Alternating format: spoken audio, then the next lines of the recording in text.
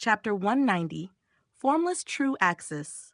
Scripture. Qi Liang was quite amused to hear this, and he said, "In that case, I'll take you to the Imperial Dragon Peak first." Han Li hurriedly waved his hands as he refused. "I've already troubled you far too much today, Elder Qi. Now that I have this Elder badge, I'll be able to take care of everything else on my own. You and Elder Yu haven't met for quite some time, so why don't you take the time to catch up and have a good chat?" "That's very thoughtful of you, Elder Li," Yu Xianxia chuckled. "The storage bracelet that I just gave you contains a map of our Blaze Dragon Dao, so you won't get lost." Qi Liang hesitated momentarily upon hearing this, then said, "In that case, I'll leave you to yourself, Elder Li. If you get some spare time, you can come and pay my Heavenly Star Palace a visit." "I'll be sure to do so," Han Li replied as he cupped his fist in a salute before departing. Following his departure, a hint of mockery appeared on Yu Shanshang's face as he mused. Some people just don't know their limits. All of these new elders think that regular elder missions are easy to complete. Only after experiencing hardships will they come to realize that the most consistent long-term strategy is to oversee a palace like us. Qi Liang merely smiled in response, neither agreeing nor disagreeing with this sentiment. Meanwhile, Han Li emerged from the palace and arrived on the plaza outside, then flipped a hand over to pull the map of the Blaze Dragon Dao out of the storage bracelet that had just been given to him by Yu Shansheng. After inspecting it closely for a moment, he stowed the map away again. After that, he flipped his hand over again to pull out a jade slip that contained some information about all of the Blaze Dragon Dao's palaces. Then pressed the jade slip against his own glabella. Moments later, he stowed the jade slip away before abruptly rising up into the sky as a streak of azure light. As Han Li was flying through the air, he was also taking the opportunity to inspect the landscape beneath him. The undulating mountains were like waves that stretched as far as the eyes could see, and with the exceptions of some locations where sect palaces and pavilions were situated, the majority of the landscape was covered by a blanket of snow, giving the entire area the appearance of a glacial realm. However, the rivers and creeks that passed through the mountain range were still slowly flowing, remaining unfrozen despite the low temperatures. They were like a series of gentle and slow-moving pythons that were slithering through the mountain range. Han Li had already seen several of the major rivers while on the way to the Blaze Dragon Dao, but their names were different from the names that they were referred to as here, and they were only the downstream tail ends of those rivers. Constantly staring at a monotonous white landscape proved to be quite disconcerting over time. So Han Li redirected his gaze to the sky instead as he flew toward the Imperial Dragon Peak at full speed. 15 minutes later, the Imperial Dragon Peak was one of the tallest and most majestic mountains in the entire Beltol mountain range. At the same time, it was also one of the Blaze Dragon Dao's most important mountains. It was protected by an array all year round, and whenever any situations arose, the arrays would instantly be activated. Furthermore, there was more than one true immortal cultivator stationed inside at all times. The entirety of the Imperial Dragon Peak was riddled with dense clusters of buildings from head to toe, all of which housed the countless cultivation arts and secret techniques of the sect. The buildings at the foot of the mountain were collectively known as the Scripture Library, and the scriptures they contained catered toward outer sect elders and disciples, whereas the buildings halfway up the mountain were known as the Inner Tome Library, and they catered toward inner sect elders and disciples. These two locations housed a vast number of books on an extremely diverse range of topics, and elders and disciples could find what they wanted through the library catalogs, then exchange for those scriptures using merit points. There was only a single building on the mountain summit named the Merit Conveyance Palace, and it catered exclusively toward inner sect elders and direct disciples, housing the most important scriptures in the entire sect. Right at this moment, a streak of azure light descended out of the sky and onto the white jade plaza in front of the palace. It was none other than Han Li, and after landing on the plaza, he took a moment to adjust his robes, which were slightly disheveled from his flight, then raised his head to look at the palace up ahead.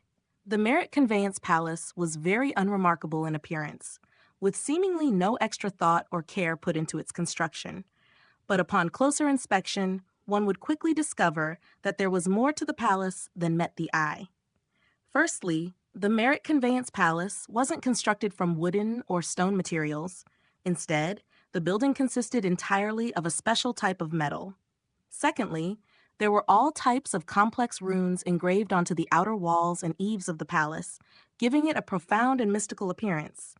Han Li speculated that this palace itself was most likely an extremely powerful spirit treasure, perhaps even an acquired immortal treasure. If that really were the case, then this would truly be an extraordinary spectacle. After inspecting the building for a moment, he cast aside this train of thought before making his way inside. Upon entering the palace, Han Li was surprised to find that even though there were no light sources such as lamps or candles inside, it was somehow even brighter in the palace than outside. After looking around the hall, he discovered that aside from the wall that the door was attached to, the other 3 walls had been split up into countless metal grids, all of which were flashing with spiritual light and tightly sealed behind independent restrictions. Directly across from him was a middle-aged man with graying hair huddled over a table. His attention was focused entirely on an ancient book with a green color and yellow pages, and he didn't seem to have noticed Han Li at all. Han Li approached the man and was just about to say something when he noticed out of the corner of his eye that the entire book had been written in golden seal text. The man looked up to reveal a set of calm features, and he said, "Judging from your attire, you're not an inner sect elder, nor are you a direct disciple. So what are you doing here?" "I am Li Feiyu, and I was only just instated as an inner sect elder. I was in a hurry to get here, so I didn't get a chance to change into my elder robes," Han Li explained as he pulled out his elder badge before offering it to the man. The middle-aged man accepted the badge and examined it for a moment, but didn't immediately return it to Han Li, as he smiled and cupped his fist in a welcoming salute. "It's fine. The first thing that many of the new elders like to do after joining the sect is to visit the Imperial Dragon Peak, so this is no surprise. My name is Fang Xuan, and I am the attendant elder overseeing the Merit Conveyance Palace at the moment." Han Li immediately returned the salute, and his expression remained completely unchanged, but he was feeling a little perplexed. Fang Xuan was only a Grand Ascension cultivator, so why was it that he had been assigned with such an important role? "Have you come here to exchange for some cultivation arts or secret techniques?" "I don't mean to rain on your parade, but given that you've only just joined the sect, I'm assuming you only have 100 merit points, right? 100 merit points can perhaps get you a decent cultivation art from the Inner Tome Library, but in here..." Fang Xuan's voice trailed off here, but it was clear what he was implying. "Thank you for the tip, Elder Fang. I've only come here this time to browse the catalog of cultivation arts, so I know how many merit points I have to aim for," Han Li replied. Fang Xuan nodded in response, then asked, "I see. May I ask which cultivation art you'd like to inquire about?" Prior to joining the sect, I had already heard that our Blaze Dragon Dao had a cultivation art that could allow one to cultivate the laws of time. How many merit points will be required for that cultivation art?" Han Li asked. Fang Xuan seemed to have been rather taken aback to hear this, and he asked, "You mean the formless true axis scripture? Is there something wrong?" Han Li asked as he raised an eyebrow. Instead of answering Han Li's question, Fang Xuan asked, "Have you looked into the formless true axis scripture at all prior to this?" "I'm afraid not. Please enlighten me, Elder Fang," Han Li replied. Due to the fact that the cultivation art is related to the laws of time, it's considered to be one of the Blaze Dragon Dao's top 3 cultivation arts.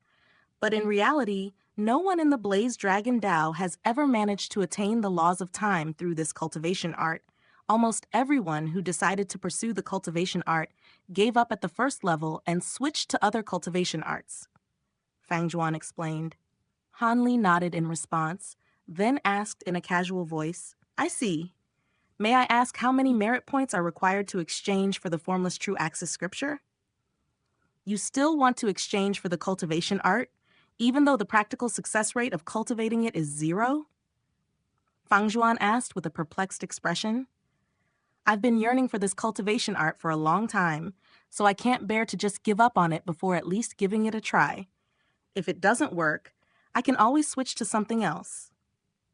Han Li replied with a smile.